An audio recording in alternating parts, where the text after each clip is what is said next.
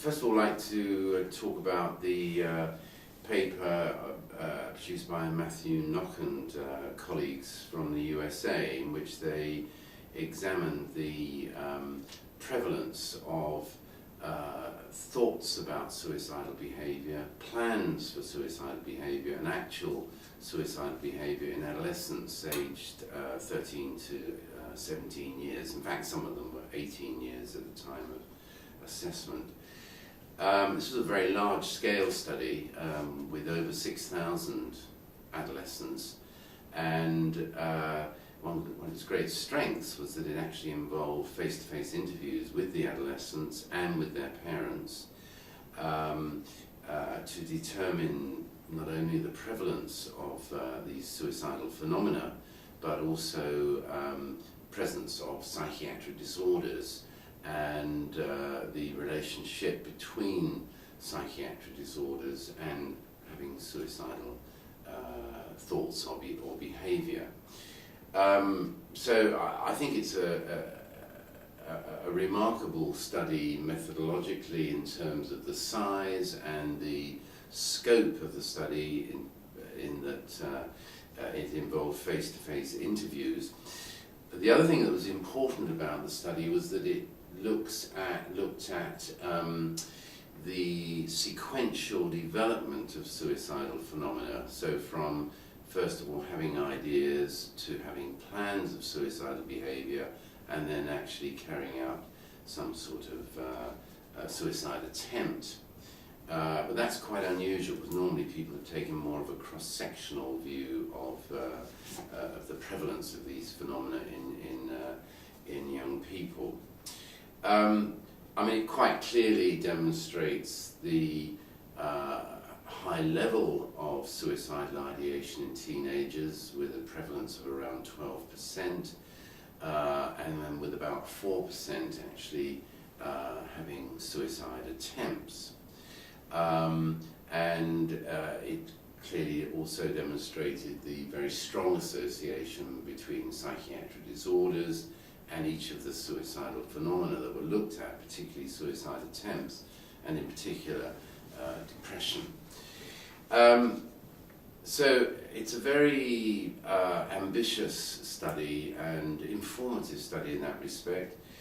On the negative side, I think the authors, by restricting themselves to behaviour in which the individuals said they'd actually attempted suicide, they have lost some information, because we know a lot of adolescents self-harm without suicidal intention, and those would be excluded from the attempted suicide group in this paper. And why that's important is that many of us, particularly on this side of the Atlantic, believe in a continuum approach to self-harming and suicidal behaviour.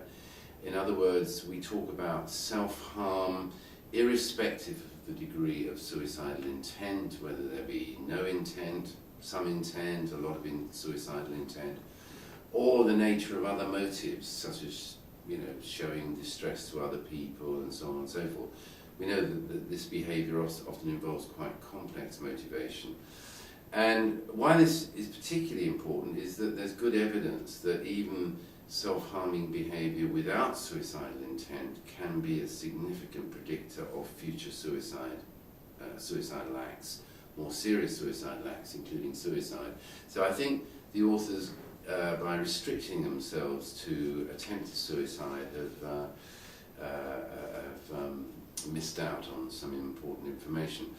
The other issue is the question of the factors that the authors have looked at.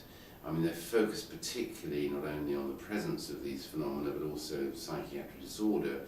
They haven't looked at a lot of other risk factors which we know are important in self-harming and suicidal behaviour in adolescents, such as exposure to self-harm by others. Contagion is very important in self-harming behaviour in teenagers.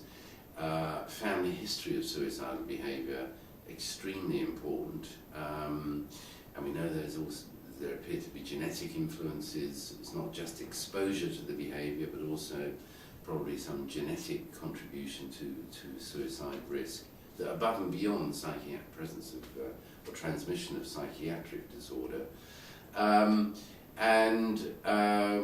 They have looked at the proportions of the adolescents who got help or sought help in relation to their psychiatric disorders. Most of the help came from mental health professionals, so that was is a useful contribution. And it was quite surprising that the majority of those who made a suicide attempt had actually got mental health interventions. In our experience, when we do community studies in adolescents, we find that the majority of adolescents who report self-harm, be it suicidal or non-suicidal, do not come to clinical attention. So it's a very strong study in lots of respects and adds some very useful information, but has neglected some other important contributors that could probably have given a more comprehensive impact of risk factors.